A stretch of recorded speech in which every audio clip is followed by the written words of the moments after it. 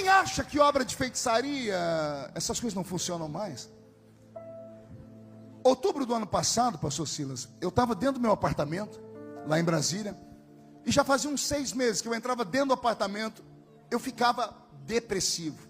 As lutas de Brasília são terríveis. O único que gosta daquilo é o deputado Sóstenes, que ele ama aquele negócio. Ele ama o Furdus. Esse testemunho aqui é muito forte. Eu prego todo dia, então quando chego lá eu sinto choque. E aí eu estava sentindo algo pesado. Eu entrava dentro do meu quarto. A minha cama é grande, como eu durmo sozinho lá, o lado que eu durmo já há 10 anos está afundado. Do outro lado está inteiro ainda. E do lado que eu durmo era eu sentar ali, Elcio, não tinha vontade de fazer mais nada. Eu estava desanimado. Eu recebi uma ligação de uma mãe de oração que eu tenho. Ela falou: filho, você está bem? Eu disse: estou bem. Ela disse: como é que está o seu espírito? Eu disse: está aqui. Ela falou: você ainda acredita que Jesus faz coisas? Eu disse: acredito. Ela falou: chama o Roberto. Ela sabe que o Roberto mora comigo. Vai vocês dois lá no seu quarto, não se assusta, viu? Falei: por quê? Ela disse: levanta o seu colchão do lado que você dorme. E eu levantei o colchão. E do jeito que eu levantei, eu soltei e corri para um canto. O Roberto foi lá e catou um coração grosso, com 6 agulhas fincadas dentro. Quando nós abrimos, tinha uma terra fedida, com pedaços de ossos. Aí ela falou assim: achou? Eu disse: achou. Gaguejando, falei: achei. Ela falou: isso aí é uma obra de feitiçaria. Eu disse: vou mandar a empregada embora, a nossa colaboradora. Porque quem entra aqui no quarto? Só eu, o Roberto e a moça que uma vez por semana vai lá limpar. Ela disse: não mande embora. Não foi ela. Eu falei: foi quem? Ela disse: isso materializou aí. É difícil explicar. Como é que nós, homens modernos, gente que faz faculdade, poliglotas, que malham seus corpos nas academias, vamos acreditar que feitiçaria pesada existe? Existe contra um pastor ainda? Só Deus sabe o que eu passei nos últimos 6 meses com a minha família, antes de encontrar aquela porcaria. Aí quando eu achei, eu disse: o que eu faço? Ela disse: queima, pega a terra. Eu segui tudo que ela falou. Acredite você se quiser ou não. Quando terminou aquilo, em 3 dias, a nossa vida fez assim, ó. Deu um up. O que estava travado, destravou. O relacionamento com as filhas mudou. O relacionamento com a minha esposa mudou. A minha vida financeira melhorou. Eu comecei a ir para a tribuna falar. Eu passei quase 1 ano sem usar o microfone da casa, porque eu chegava perto do microfone da casa e ficava depressivo. Eu comentei isso com o pastor Odilton, lembra? Primeira vez que cheguei aqui, eu disse: eu estou depressivo. Eu chego perto do microfone da câmera, eu tremo. Eu voltei ativa. Você pode não acreditar no diabo, mas ele acredita em você. E o que ele quer é isso, que você não acredite, que você acha que isso é loucura, que isso é coisa de crente maluco, que mora no meio da comunidade, que só tem 2 dentes na boca, o zagueiro e o atacante, que fica fazendo aqueles movimentos, aquelas coreografias malucas. Acha o que você quiser. Eu sei que o meu inimigo é real, e não tem outra maneira de vencer. O diabo não vai te respeitar porque você está bombado.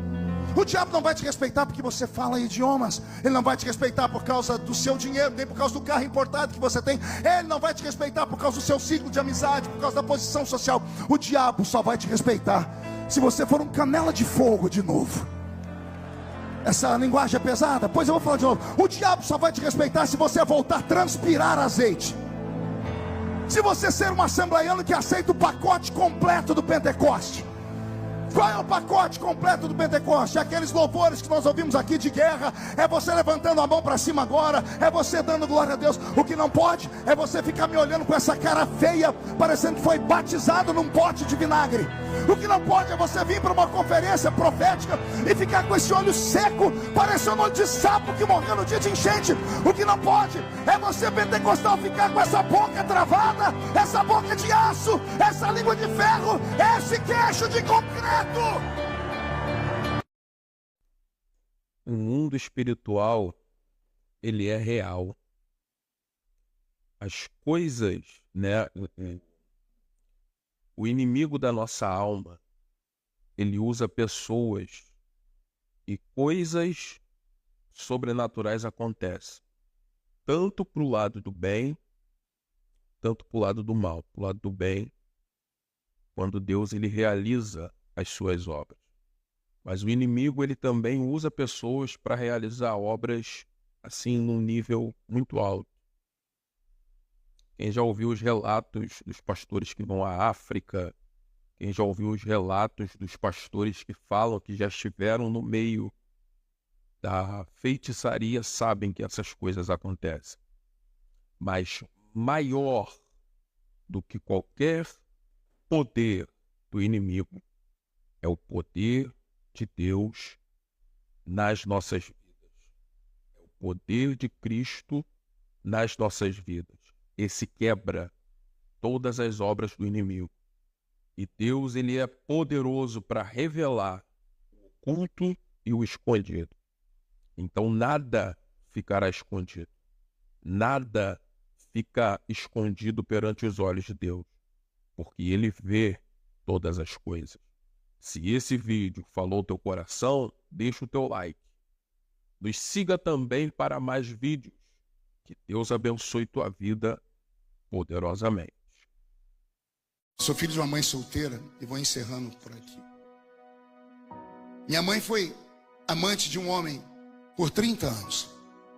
Ela era outra da história. Um mês antes do meu pai morrer, eu conheci a minha família, a família dele. Eu tenho irmãos mais velhos do que minha mãe. Consegue fazer o cálculo aí? Eu tenho irmãos mais velhos do que minha mãe. E foi um deles que foi bater a porta da minha casa para me procurar, dizendo que o meu pai queria falar comigo. Não havia celular na época. E eu perguntei onde ele estava. Disseram, ele está no hospital. E eu fui até o hospital. A gente não tinha comunhão, não tínhamos intimidade. E eu entrei dentro do quarto e lá estava aquele homem deitado na cama. Ele me viu, ele sentou, estava com a barriga aberta daqui até aqui, tomando soro, olhos azuis profundos, era um português. E ele falou para mim, eu te chamei aqui porque eu não consigo mais cuidar da sua mãe, porque agora eu estou impossibilitado de trabalhar. Ele pagava o aluguel da minha mãe ainda. Eu disse para ele, a minha mãe tem filhos, o senhor pode deixar aqui, eu vou cuidar da minha mãe. Mais alguma coisa? Ele, não é só isso. Eu disse, então, boa sorte para o senhor. Não havia empatia, não havia intimidade. Havia só desprezo. Eu saí de perto dele, coloquei a mão na maçaneta da porta do quarto para abrir para sair. Aquele velho falou uma palavra, como eu amaldiçoei ele. Ele não podia ter me falado aquilo. Eu nunca tinha ouvido ele falar aquilo. Ele teve tanta chance na vida para me falar, mas deixou para me falar ali. Eu botei a mão na maçaneta da porta e ele falou, filho. Ele nunca tinha me chamado de filho. Filho. Na segunda vez eu travei. Lembra que eu disse que palavras têm poder? Eu não sabia que palavras paralisavam pessoas. Quando ele me chamou de filho pela segunda vez, eu travei, eu não sabia o que fazer, eu comecei a chorar. Eu olhei para trás, ele também estava chorando. E ele me chamou para perto dele. Eu fui chegando devagarinho, devagarzinho. Ele ficou em pé com dificuldade e me abraçou. É o único abraço que eu lembro daquele velho. Eu amaldiçoei no início, mas se eu pudesse voltar agora, eu queria ficar abraçado com ele por pelo menos uns 3 dias sem parar. Eu não sabia que abraço de pai era tão importante. Eu não sabia que abraço de um genitor fizesse tanta diferença na vida da gente. Eu abracei ele e se tivesse terminado no abraço, amém, mas não, ele veio no meu ouvido e disse, eu te acompanho de longe. Eu tenho visto o que você tem se transformado. Você vai ser um grande homem ainda.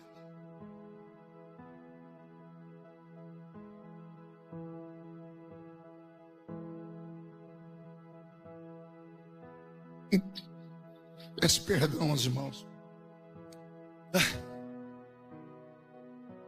Viajei. 30 dias depois, esses mesmos irmãos me encontraram. Não sei de que jeito, eu estava pregando em Registro, André, lá no interior de São Paulo. E um pastor da casa pastoral tinha telefone. Alguém me encontrou e disse, olha, tem um irmão seu aí na linha. Eu falei, irmão, aí eu lembrei que eu conheci um, era o Adilson. Ele falou, Marco, você precisa voltar para casa. Eu falei, por quê? O pai entrou em coma, tem 4 dias. Nós estamos há 4 dias te procurando. Eu falei, por quê?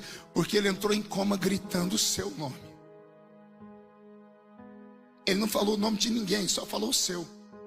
Cadê o Marco? Cadê o Marco? E entrou em coma. Eu dei um jeito. Voltei para casa. Cheguei de madrugada na cidadezinha onde eu moro. Eu moro em Orlândia. Vocês moram em Orlando. Aí eu tô lá na rodoviária, minha esposa me pegou, me levou no hospital. Eu entrei dentro da sala onde meu pai estava deitado. Ele estava pelo menos uns 40 centímetros menor do que 30 dias atrás. O corpo dele definhou. Pele e osso. Aqueles olhos abertos assim, indo de um lado para o outro. O médico chegou junto, o doutor Mário, e eu disse: o que é isso? Ele disse: ele está tendo uma crise neurológica. Eu disse: o que é? Ele falou: ele está morrendo. Ele olhou e disse: pela carranca dele não quer ir. Ele estava com uma cara de monstro. A doença faz isso, mas tinha algo a mais. Eu falei: doutor, ele escuta? Ele disse: escutar ele escuta, mas ele não esboça reação nenhuma, ele está em coma. Aí saiu todo mundo, eu sentei perto dele, fiquei olhando para aquele homem. Aí eu chorei com gosto. Tentei lembrar, buscar flechas de memórias. Um pouquinho que vinha eu chorava. E eu olhei para ele e falei: por que nós não nos conhecemos antes? Por que a gente não teve oportunidade antes? Daqui a pouco eu senti a morte chegar dentro do quarto. Nós que somos espirituais temos percepção. O ambiente parece que foi ficando escuro. Eu fui ficando sem fôlego. Eu fechei o olho e disse: Senhor, o que é? O Senhor disse: a morte chegou. Eu disse: o que eu faço? O Senhor disse: salva ele. Falei: como? Crê no Senhor Jesus e será salvo tu e tua casa. Eu disse: mas o que eu faço? O Senhor disse: prega para ele. O médico falou que ele escuta, vai e fala, a fé vem pelo ouvir. Eu fui na orelha dele, puxei a minha cadeira, eu preguei de Gênesis a Apocalipse. Voltei do Apocalipse para o Gênesis, para não ter erro, preguei de novo e voltei. Foi mais de 40 minutos pregando para ele. Eu falei: Senhor, e agora? Deu certo? Não deu? Porque ele não esboçava a reação. Eu falei: Senhor, me dá um sinal para eu não viver com essa angústia. Deu certo? Não deu? Quando eu olhei para baixo, ele com o olho aberto, escorreu uma lágrima no canto do olho dele. Quando a lágrima escorreu, Jesus falou: já é meu.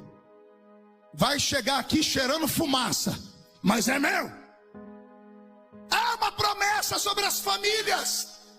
Não desista da sua casa, não desista dos seus filhos, nem dos seus pais. Há uma promessa.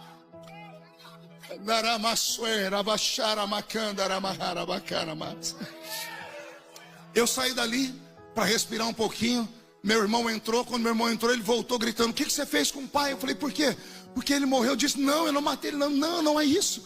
Olha lá, olha o rosto dele. A família toda foi ver: o meu pai morreu com um sorriso. Para quem estava com uma cara de monstro. Nós somos caminhantes de dois mundos. Nós ministramos nessa esfera e em uma outra esfera muito maior. O Senhor te trouxe neste primeiro culto desta manhã para te dizer: o relógio do tempo não para. Dá tempo de acertar as contas ainda. Você sabia que tem pessoas presas a esse mundo por sua culpa? Quantas pessoas estão em coma? Estão travados em uma cama, seus parentes.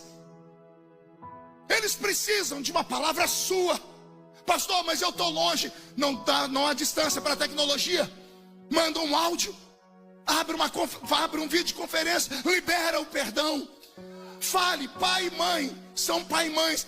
Não existe pai e mãe com defeito. Os defeitos nós relevamos, porque são pai e mãe. O Senhor os usou para chegar aqui. Pastor, mas eu nasci de um estupro mal feito. Isso na sua cabeça. Na cabeça de Deus não.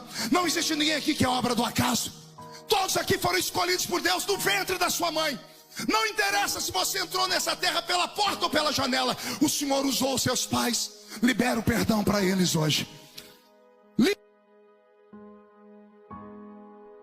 Deus, ele é tão maravilhoso que ele tem as suas maneiras de agir. E às vezes essa maneira de Deus agir vai ser no leito de dor, no leito de hospital. Só que o nosso Deus, quando ele tem um propósito, não importa o local onde essa pessoa está, ele vai alcançar essa alma. E nós precisamos entender isso, que quando o nosso Deus quer salvar, ele salva. Ele, para salvar um carcereiro, para salvar aquela família daquele homem em Atos, ele fez aquela prisão tremer, ele fez um terremoto acontecer. Então entendamos que quando Deus quer salvar, Ele usa as suas maneiras para poder salvar. Se esse vídeo falou o teu coração, deixa o teu like. Nos siga também para mais vídeos. Que Deus abençoe tua vida poderosamente. Eu venho de uma época, e sem querer ser saudosista, já sendo, dos velhos cultos no interior de São Paulo, dos congressos de jovens. Estava eu no grupo de jovens e a irmã Maria, nossa regente, regendo um hino, e quando começamos a cantar, o céu desceu sobre o ginásio. E Deus tomou a Maria. E a Maria, que era muito equilibrada, começou a pular, começou a chacoalhar, e daqui a pouco a Maria tibum no chão. Foram lá para segurar ela, quem tentou encostar nela tomou choque. A perna da Maria foi esturricando e a boca dela foi ficando roxa. Uma irmã que estava com a gente, era enfermeira, disse: está morrendo. Foram chamar a ambulância, quando vieram para socorrer, do meio do ginásio levantou uma velhinha dessas, do coque. Ela deu 3 passos, chegou perto e disse: não toque, porque Maria está comigo.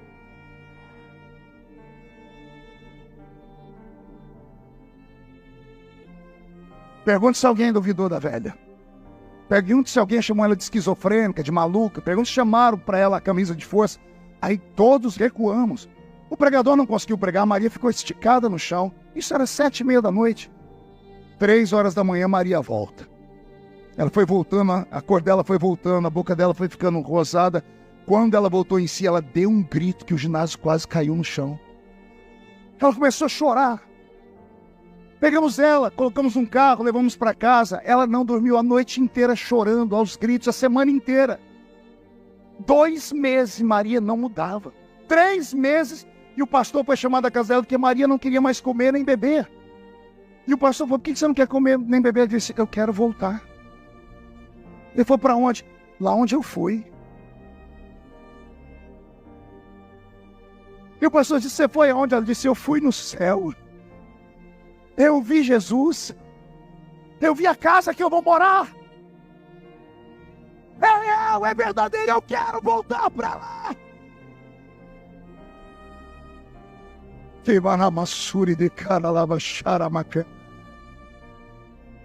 Aí as pessoas perguntam por que pessoas da minha geração, pode acontecer o que for, pode acontecer o escândalo, pode vir a luta que for, pode levantar 11.000 demônios contra nós. 1.000 cai de um lado, 10.000 cai do outro lado, e a gente não é atingido. Aí pergunte assim para mim: por quê, pastor?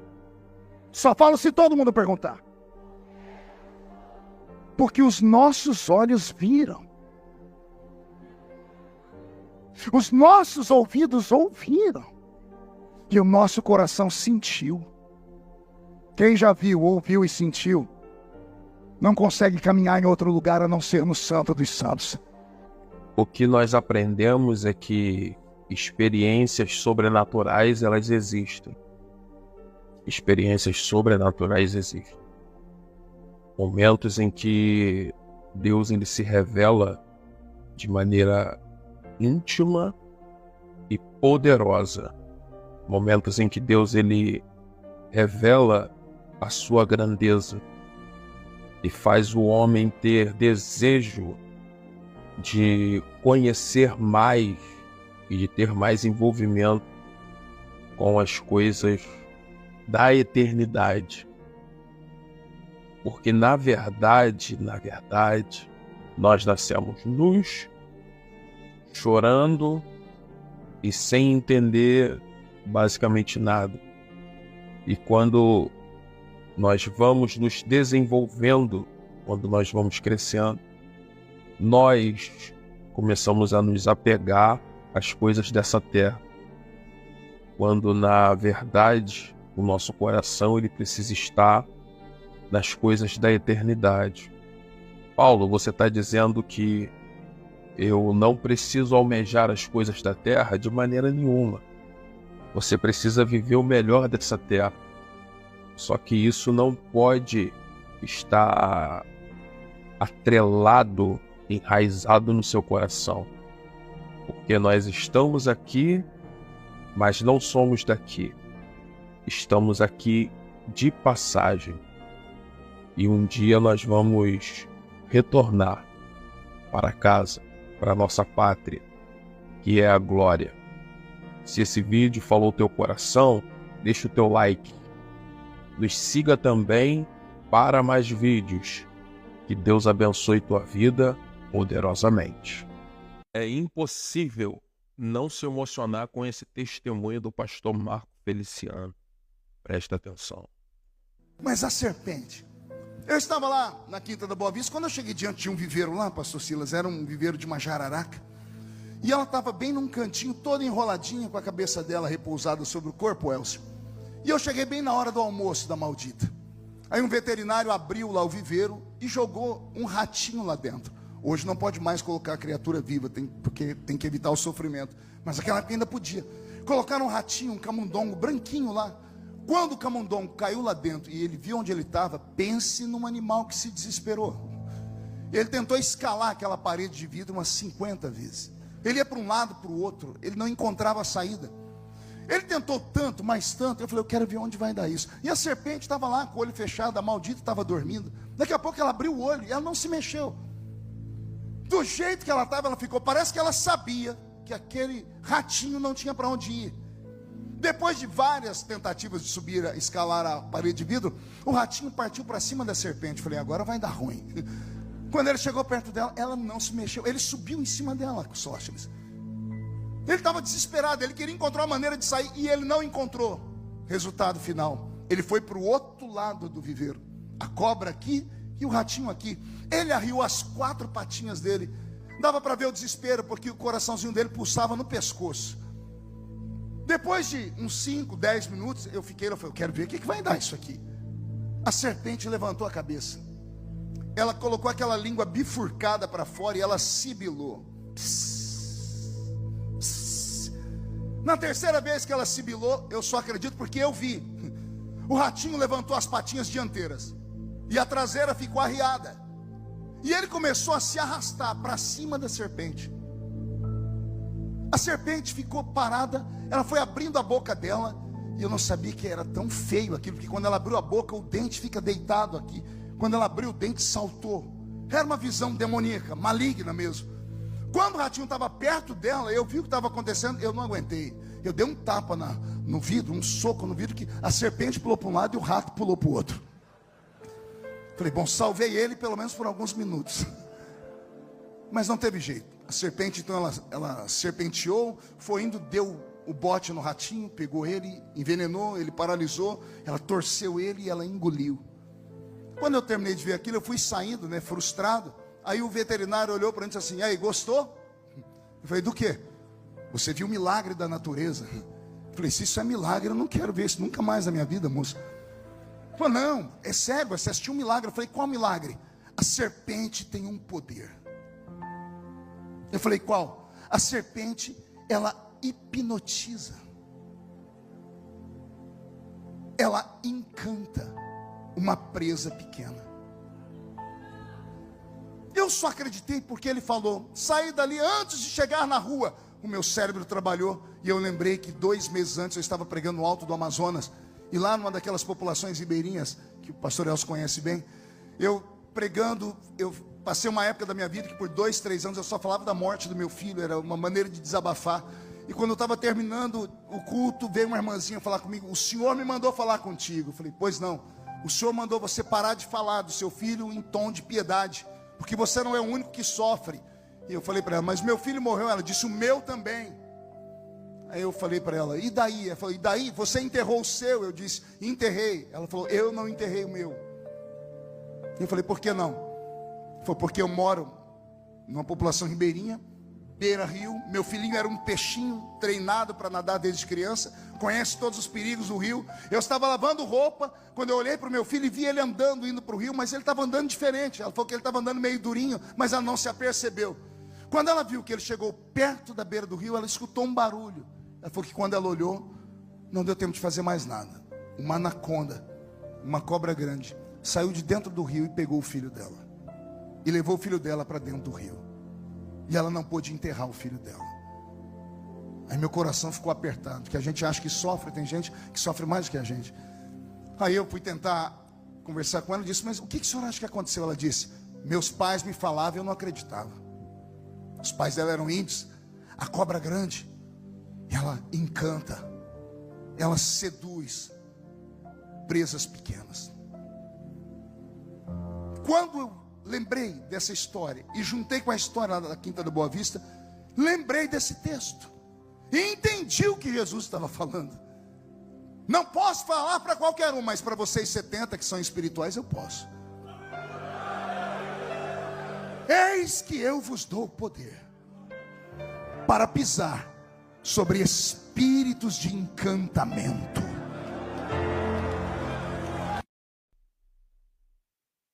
Eis que vos dou poder. Irmãos, esse testemunho é muito tremendo, que é relatado pelo pastor. Nós precisamos entender que sempre existe alguém que tem uma dor maior do que a nossa. Sempre tem alguém passando por algo pior. Então nós precisamos sempre ter um coração voltado, né, na questão da empatia, de se colocar no lugar do próximo. Até porque foi isso que Jesus nos ensinou. Se esse vídeo falou o teu coração, deixa o teu like. Nos siga também para mais vídeos. Que Deus abençoe tua vida poderosamente. Eu sou filho único de uma mãe solteira. Não tive meu pai. Não tenho nome de pai nos meus documentos de nascimento. Eu sou o famoso filho bastardo. Eu conheci a família do meu pai na morte dele. Eu tenho 6 irmãos. Todos eles são mais velhos do que a minha mãe. Quando a minha mãe nasceu, meu pai já era casado e tinha filhos. Olha que bagunça. E o meu pai entrou em coma, gritando o meu nome. Mas tem um motivo, pergunte qual. 3 meses antes, ele mandou um recado para mim, pediu que eu fosse visitá-lo no hospital. E eu fui visitar aquele velho no hospital. Olha só. Abri a porta do quarto dele e entrei. Ele sentou na cama com o peito aberto daqui até aqui. Um câncer maldito. Ele estava tomando soro. Eu falei, o senhor mandou me chamar? Ele disse, mandei. Eu falei, pois não. Ele falou, eu não consigo cuidar mais da sua mãe. Eu falei para ele, minha mãe tem filho, pode deixar que eu cuido dela. Mais alguma coisa? Ele, não, é só isso. Eu falei, boa sorte. E virei as costas. Era assim. Não tinha amor, não tinha respeito, não tinha nada. Mas aquele velho maldito esperou eu colocar a mão na porta, na maçaneta da porta do quarto para sair, para me falar uma palavra que eu esperei ele falar a vida inteira. E ele nunca me falou. Ele foi falar ali. Eu botei a mão na porta e ele falou assim, filho. Quando ele me chamou de filho, eu travei. Eu já tinha lido que palavras travam. Eu já tinha ouvido falar que palavras modificam, que palavras mexem com as pessoas, mas eu nunca tinha vivido isso. Quando ele falou filho, eu perdi toda a coordenação motora no corpo. Me deu desarranjo intestinal. Eu comecei a chorar sem parar. Eu não consegui virar para ele. E ele insistiu, filho. Quando eu olhei para trás, ele estava chorando. E ele me chamou para perto dele. E eu fui tremendo. Ele ficou em pé. Ele falou, posso te dar um abraço? Velho maldito. Eu não queria ter experimentado aquilo. Eu não sabia que abraço de pai e mãe era tão bom. Eu me engasguei todo. E ele chorando falou no meu ouvido, me perdoa. Eu era um homem sem rumo, era desregrado. Eu tinha vergonha da sua mãe porque ela era uma prostituta. Eu tinha vergonha de você. Me perdoa. Eu estou morrendo.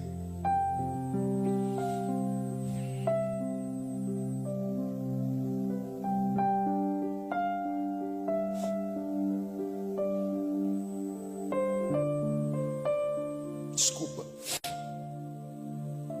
Eu abracei ele bem forte. Eu queria bater nele. Eu queria xingar ele. Mas eu falei, eu perdoo, Senhor. A importância do perdão. Eu só não queria que aquele abraço acabasse. Eu só não queria que aquele momento terminasse. Que pena que eu saí daquele quarto. Eu saí e ele entrou em coma. E o meu irmão que estava lá no quarto disse que ele entrou em coma gritando meu nome. Ele ficou meses em coma. Até que um dos meus irmãos teve uma ideia. Pergunte qual? Vamos procurar o Marco de novo. Porque se o pai chamou ele, acho que enquanto ele não vier aqui, meu pai não vai embora. Me encontraram. E eu fui lá. Entrei no quarto, estava aquele velho amarrado numa cama. Desse tamanho. E eu lembro dele, um homem alto, bonito, olhos azuis, português. E agora está lá, um pedaço de carne podre. O olho aberto, indo de um lado para o outro, sem enxergar nada. Não falava, não andava. E eu olhei para ele e disse, Deus, o que eu vou fazer aqui? Daqui a pouco eu senti a morte entrar no quarto para levar ele. O ar ficou pesado. Eu fiquei agoniado, disse, Senhor, o que é isso? Eu disse, a morte chegou aí. Eu disse, e agora? Ele vai para o inferno. Eu olhei para a cara dele estava desesperado. Eu chamei o médico chegou e falou, não tem o que fazer, olha, o rosto dele está desfigurado. O médico disse, ele está indo para algum lugar que ele não quer ir. O médico saiu, eu falei, Senhor, o que eu faço? O Senhor disse, salva ele. Eu falei, como? Prega para ele, mas ele está em coma. E o Senhor disse, ele escuta. Eu corri no médico, doutor, ele escuta. O doutor disse, quem está em coma, meu filho, a única coisa que funciona é os ouvidos. Era tudo que eu queria. Voltei lá, sentei com esse velho. Tudo que ele não escutou a vida inteira, ele escutou em 40 minutos. Eu comecei em Gênesis, fui até o Apocalipse, dei 2 voltas para ter certeza que ele tinha ouvido. Falei que ele tinha que tomar vergonha na cara, que ele era um adúltero. Falei que ele tinha que pedir perdão. E depois que eu falei tudo que tinha para falar, ele estava lá com o olho aberto, o olho de um lado para o outro. Eu falei, Senhor, será que funcionou? Falei, Senhor, me dá um sinal, funcionou? Será que ele entendeu? Quando eu olhei para baixo, uma lágrima escorreu aqui. O meu pai chorou. Quando a lágrima escorreu, Jesus disse, já é meu. Já é meu. Eu saí do quarto para chamar o meu irmão. O meu irmão entrou no quarto. Quando ele viu meu pai, eu fiquei no corredor chorando. Ele entrou, olhou o pai, ele voltou correndo. O que você fez com o pai? Eu falei, não fiz nada porque o pai morreu. Eu disse, não, mas eu não matei ele. Ele disse, não é morte. Eu falei, por quê? Vem ver o rosto dele. Meu pai tinha um sorriso. Aquele semblante de morte, de desgraça, de dor, virou um sorriso. Aí Jesus falou, o perdão tem esse poder. Tem gente aqui que está fazendo campanha pelo pai, pelo tio, pela tia, pelo avô, pela avó.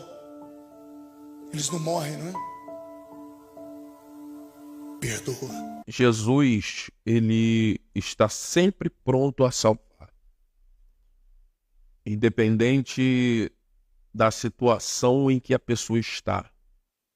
O plano de salvação de Jesus, ele está sempre abrangente, vivo, aceso, para acontecer, né, através da nossa vida, no meio da nossa família.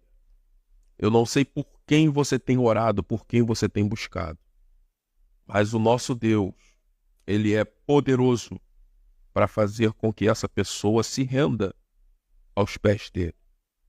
O ladrão da cruz, no seu último instante, ele foi salvo.